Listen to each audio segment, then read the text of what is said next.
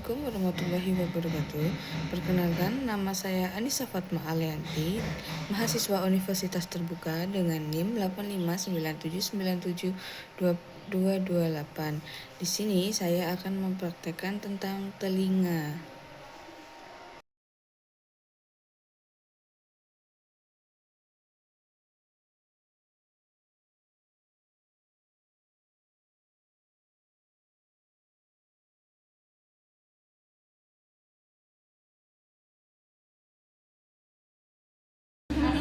Assalamualaikum warahmatullahi wabarakatuh. Waalaikumsalam warahmatullahi wabarakatuh. Pertama-tama yang terhormat Bapak Anang Hardianto selaku tutor pembimbing mata kuliah praktikum IPA di SD dan teman-teman semua. Di sini kami dari kelompok 2 akan mempraktikkan praktikum IPA dengan materi telinga yang akan disampaikan oleh Fani, Melki dan Budayu. Pada Fani, Melki dan Budayu dipersilakan.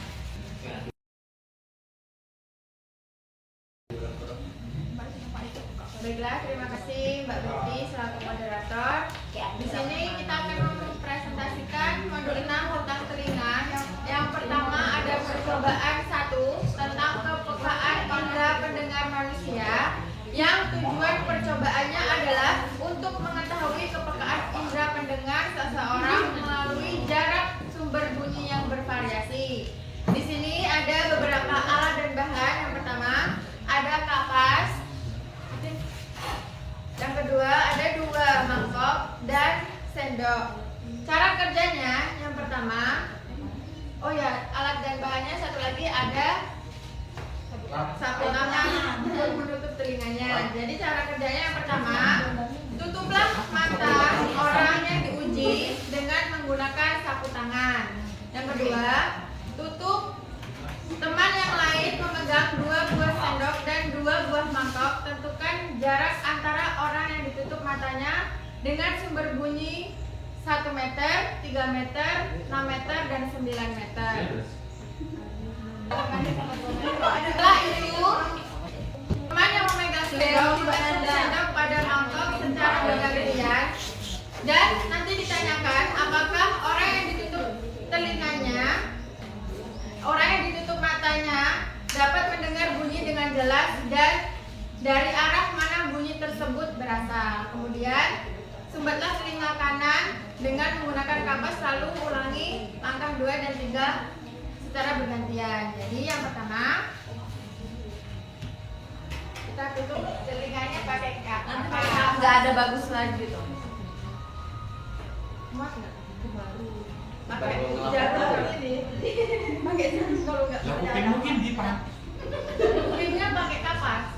Kapas. Enggak, yang pertama jangan ditutup kapas dulu, yang kedua baru ditutup kapas. Jadi setelah itu teman kita akan mengetuk mangkok dan sendoknya dari arah 1 meter terlebih dahulu. Meter ya. Percobaan pertama ya Mbak. Percobaan pertama kita ada di jarak 1 meter. Ketuk Mbak. Ketika mata tertutup dan telinga tidak tertutup, itu bunyinya masih sangat jelas.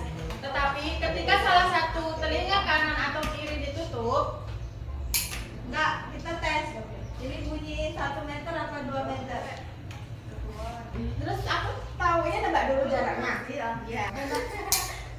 Ketika salah satu telinga ditutup dengan jarak 1 meter, itu masih terdengar sangat jelas. Dari telinga sebelah kiri juga sebelah kanan. Lalu lagi Mbak. Ketika jarak 3 meter, telinga tidak tertutup, masih jelas. Ketika telinga tertutup salah satunya,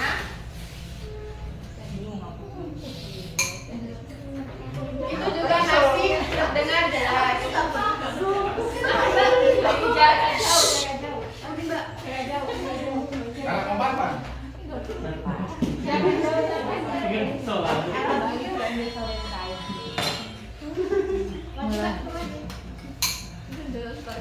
Pada jarak 6 meter, telinga tidak tertutup itu juga terdengar jelas. Ketika telinga ditutup salah satunya sudah terdengar sangat samar. Butuh konsentrasi untuk kita mendengarkannya. Satu lagi.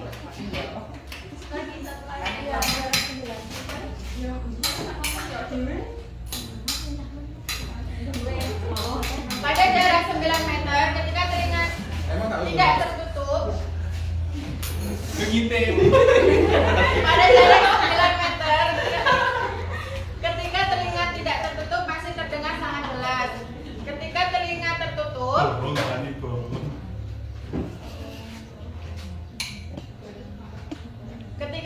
tertutup salah satunya itu sudah sangat samar, bahkan jaraknya sudah terlalu jauh dan tidak terdengar, hanya sedikit terdengarnya.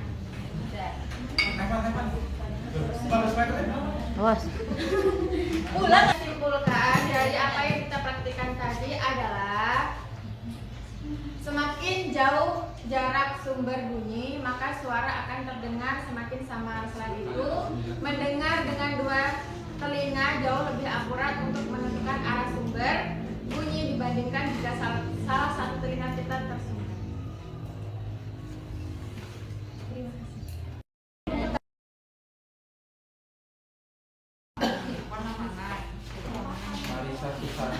Lanjut percobaan kedua, struktur dan fungsi telinga. A. Tujuan percobaan untuk mengetahui bagian-bagian yang menyusun struktur telinga manusia beserta fungsinya masing-masing. Alat dan bahan: gambar struktur alat pendengar manusia, lembar pengamatan dan alat tulis. Hasil pengamatannya: 1. Bagian telinga. Telinga luar. Nama organnya daun telinga. Fungsi utama organnya menangkap dan mengumpulkan gelombang bunyi dari luar lingkungan. 2. Telinga luar. Liang telinga saluran pendengaran. Fungsinya meneruskan getaran bunyi menuju membran timpani serta memproduksi serumen untuk menjebak kotoran. 3. Bagian telinga tengah. Nama organnya gendang telinga, membran timpani. Fungsinya bergetar saat menerima gelombang bunyi dan mengubahnya menjadi getaran mekanis.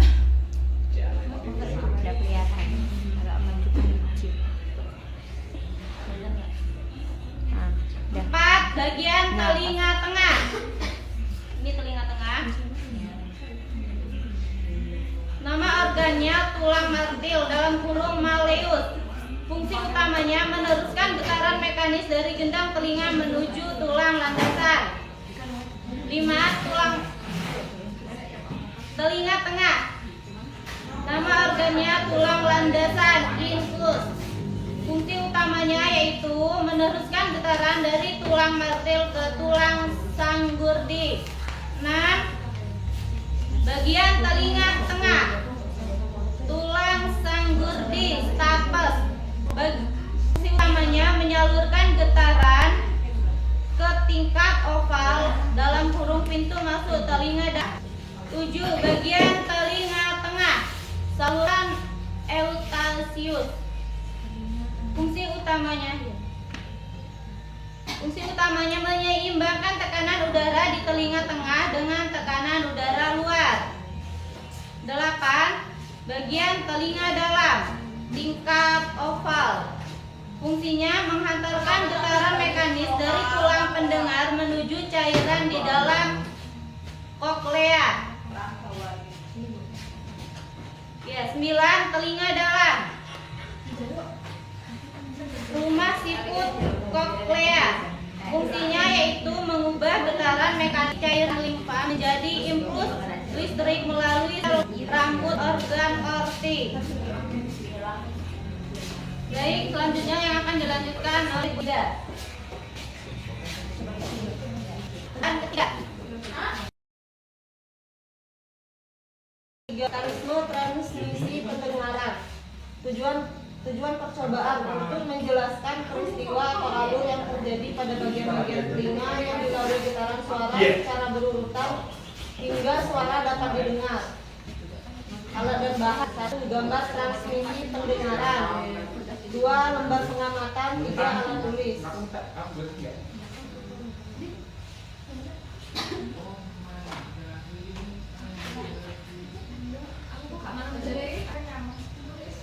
Berikut penjelasan detail mengenai struktur anatomi telinga beserta mekanisme bagaimana kita bisa mendengar. 1. Struktur anatomi telinga. Telinga manusia dibagi menjadi 3 bagian utama. A. Telinga luar. Daun telinga atau pina. Daun telinga atau pina berfungsi untuk menangkap gelombang suara dari lingkungan sekitar. Lalu saluran telinga. Saluran telinga berfungsi sebagai lorong untuk menghantarkan dan memfokuskan gelombang suara menuju gendang telinga. B. Telinga tengah. Gendang telinga atau timpanum.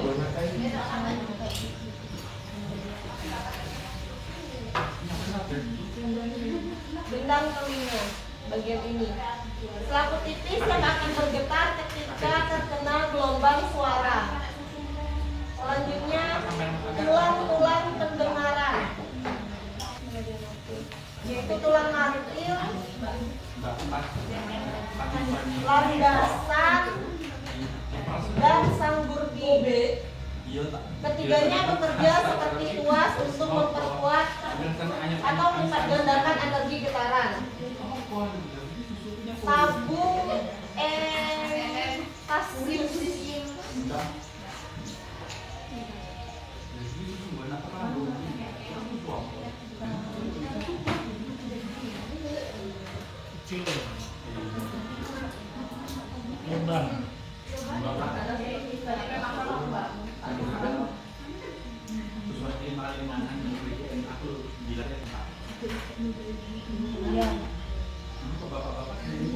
Saluran yang menghubungkan telinga tengah dengan rongga hidung dan tenggorokan berfungsi untuk menyeimbangkan udara. C. Bagian tengah dalam terdiri dari rumah siku. Struktur berbentuk spiral yang berfungsi mengubah getaran mekanisme menjadi sinyal saraf. Di dalamnya terdapat cairan dan rambut halus pada organ. Selanjutnya saluran setengah lingkaran. Saluran setengah lingkaran. Struktur yang berfungsi sebagai indera keseimbangan tubuh, tetapi tidak terlibat langsung dalam proses pendengaran. Selanjutnya saraf auditorius.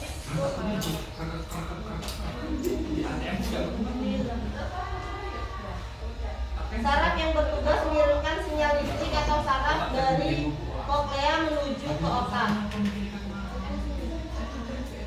2. Mekanisme pendengaran atau cara kerja telinga. Proses mendengar terjadi melalui 4 tahapan utama seperti yang tertera pada bagian bawah gambar. 1. Penangkapan dan penghantaran.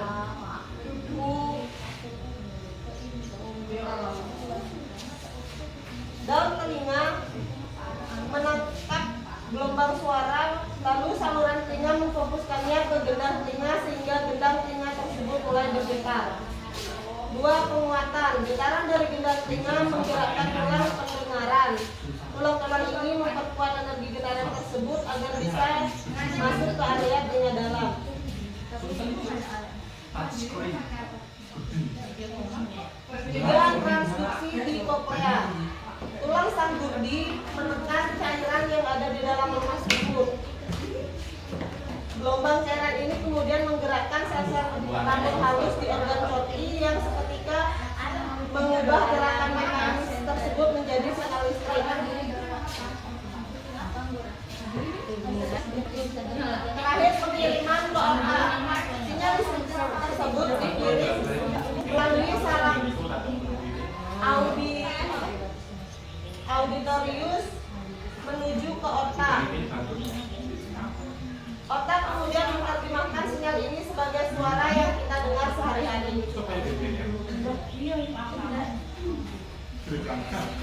Kesimpulannya, indera pendengaran manusia merupakan sebuah sistem biologis, kognitif, dan sensorik yang sangat peka. Proses pendengaran memerlukan sinergi mutlak antara komponen telinga luar, penangkap mekanis, telinga tengah, pemuat getaran, dan telinga dalam, transduser sinyal listrik. Kepekaan dengan jarak sumber bunyi, semakin jauh jarak sumber suara, maka getaran yang menggetarkan membran Tiffany akan semakin melemah, sehingga informasi suara yang sampai ke pusat otak menjadi kurang jelas atau samar. Demikian presentasi dari kelompok kami tentang dari telinga. Kurang lebih